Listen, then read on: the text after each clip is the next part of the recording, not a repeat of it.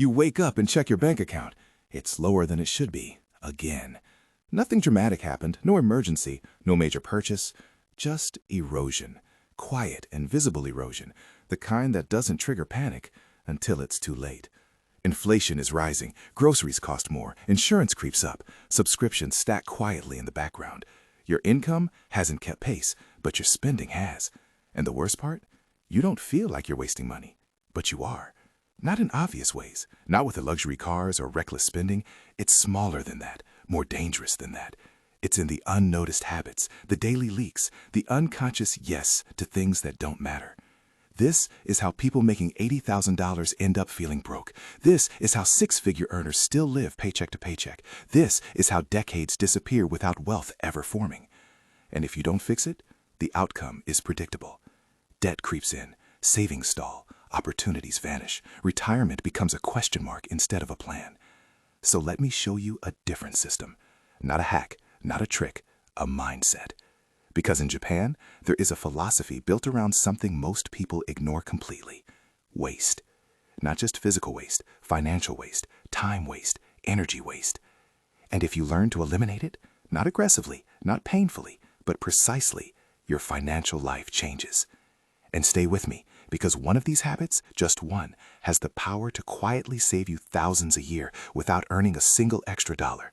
Most people overlook it completely, and it's probably costing you money right now. These are 9 Japanese habits of no waste that quietly, almost invisibly protect your money and build your future. And once you see them, you won't unsee them. The first habit starts with something most people never question: consumption. You are told to consume constantly, upgrade, replace, refresh, new phone, new clothes, new version, new model. But in Japan, there's a concept called Mottainai. It roughly translates to "what a waste," but it's deeper than that. It's a feeling of regret toward waste, a kind of respect for resources. Now imagine applying that to your money. Every time you buy something, you don't just ask, "Can I afford this?" You ask, "Am I wasting something valuable here?" Not just money, time, effort, future opportunity. Because here's the math nobody talks about. That $40 impulse purchase, it's not $40. It's $40 plus lost investment growth. Over 20 years, at a modest return, that one decision could cost you $120 or more. And that's just one purchase. Multiply that by hundreds of small decisions per year, and you start to see the real problem. Mottainai forces friction into your spending. It slows you down. It makes you conscious. And consciousness is the enemy of waste. The second habit is subtle but powerful. Use everything completely.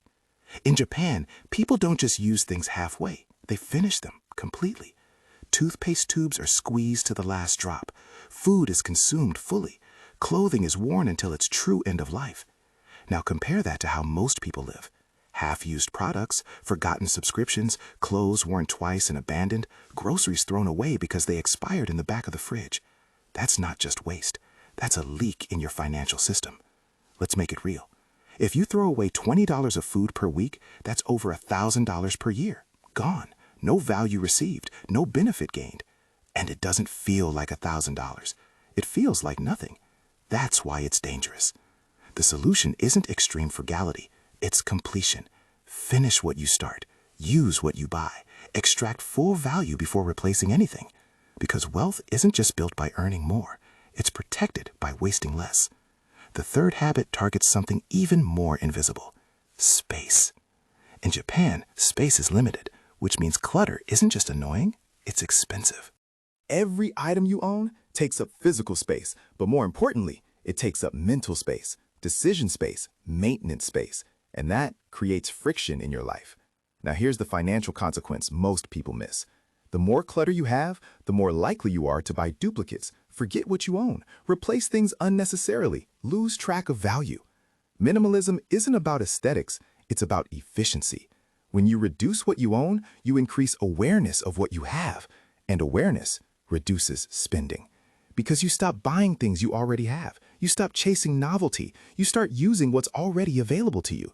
That's not deprivation, that's control. The fourth habit is discipline disguised as simplicity.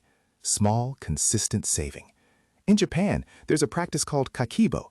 It's a method of tracking spending, but it's not just about numbers. It's about intention. Every expense is recorded, not obsessively, but consciously. And here's what happens when you do that. You stop lying to yourself. Because most people think they're not spending that much until they actually see the numbers. $10 here, $25 there, $60 over there. It adds up faster than your brain is willing to admit. Kakebo forces reality into the equation. And once you see reality, you can change it. Even small savings, $5, $10, $20 at a time, start to compound. Not just financially, but psychologically. You become someone who saves, someone who notices, someone who controls money instead of reacting to it. That identity shift is where real change happens. The fifth habit is about repair. In many places, when something breaks, it's replaced. In Japan, it's often repaired. There's even an art form called kintsugi, where broken pottery is repaired with gold, highlighting the damage instead of hiding it. Now think about how this applies to your finances. Every time something breaks and you immediately replace it, you accept a loss. But when you repair, you extend value, you reduce cost, you delay replacement. Let's say you repair a $200 item for $40 instead of replacing it. That's $160 saved instantly. Do that consistently, and you're not just saving money, you're changing your relationship with consumption. You stop treating things as disposable. And when you stop treating things as disposable, you stop treating your money as disposable. Now pause for a second. By this point, most people have already identified at least one leak in their life. Maybe it's food waste. Maybe it's impulse spending. Maybe it's replacing things too quickly. But here's where it gets serious. The next few habits are the ones that don't just save you money, they change how you make decisions under pressure. And that's the difference between someone who survives financially and someone who builds real leverage. The sixth habit is timing. In Japan, purchases are often intentional and delayed, not because people can't afford things, but because they understand something most people ignore. Urgency is expensive. When you buy something immediately, you pay full price. You don't research alternatives. You don't wait for discounts. You don't consider whether you even need it. Impulse is the enemy of wealth. Delayed decision-making introduces clarity. You wait a day, a week, sometimes longer, and suddenly, half the things you wanted don't matter anymore. That's not self-denial. That's strategic patience. And patience, financially, is one of the highest return skills you can develop. The seventh habit is portion control, not just with food, with spending. In Japan, meals are often smaller, balanced, intentional. There's a concept of just enough. Now apply that to your lifestyle. Most people don't spend based on need. They spend based on capacity. If they earn more, they spend more. Bigger house, better car, more subscriptions, more everything. But more doesn't always mean better. It often means heavier. Heavier obligations, higher fixed costs, less flexibility. And flexibility is what keeps you safe when things go wrong, because they will go wrong. Layoffs happen. Markets crash, health issues appear. If your lifestyle is stretched to its limit, you have no buffer. But if you practice just enough, you create margin. And margin is survival. The eighth habit is respect for routine. In Japan, routines are not boring, they are stabilizing. The same meals, the same habits, the same systems. And that consistency reduces decision fatigue. Now here's why that matters financially. Every decision you make drains mental energy, and when you're tired, you make worse decisions. Impulse purchases, emotional spending, convenience over cost. But when your routines are stable, your decisions are fewer. And fewer decisions mean fewer mistakes. You automate good behavior, which means you don't have to rely on motivation or willpower, because motivation fades, systems don't. The ninth habit is the most important: awareness of impermanence. In Japan, there's a deep understanding that everything is temporary: money, possessions, even stability. And that awareness creates a kind of quiet urgency. Not panic, not fear, just clarity. Because when you understand that your current situation can change at any moment, you prepare differently. You save more, spend more carefully, build buffers, reduce risk. You don't assume tomorrow will look like today. And that mindset protects you from the biggest financial mistake of all: complacency. Now, step back for a second. None of these habits are extreme. There's no drastic sacrifice, no complicated strategy, no risky investment, just small shifts, repeated consistently. But here's the truth most people don't want to hear. It's not the big decisions that ruin your finances. It's the small ones you don't notice.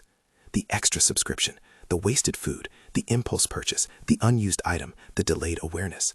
They don't hurt individually, but together, they drain your future, quietly, slowly, permanently. And by the time you realize it, years have passed. Opportunities are gone. Compounding has slowed. The margin for error has disappeared. That's the real danger. Not being broke today, but staying stuck long enough that recovery becomes harder than it should have been. So here's what you do. You don't overhaul your life overnight. You start noticing. You pause before spending. You finish what you buy. You reduce what you own. You track what you use. You delay decisions. You repair instead of replace. You choose enough instead of more. And slowly, something shifts. Your money starts staying with you longer. Your stress decreases. Your control increases. You stop feeling like you're falling behind and start realizing you were never earning too little. You were just leaking too much. Fix the leaks and the system changes. Ignore them and nothing else you do will matter, because no matter how much you earn, waste will always outrun you. If this hit a little too close to home, good. That means you're paying attention. Grab the notebook and start recording what you are actually spending every day. You have to start somewhere. Why not start today? Subscribe, because this channel is about one thing, helping you stop losing money in ways no one ever taught you to see. And if you want to go deeper, watch the next video on your screen. It breaks down the hidden salary trap that keeps people stuck, even when they're doing everything right. Because the truth is, most people don't have an income problem. They have a system problem. And once you fix the system, everything changes.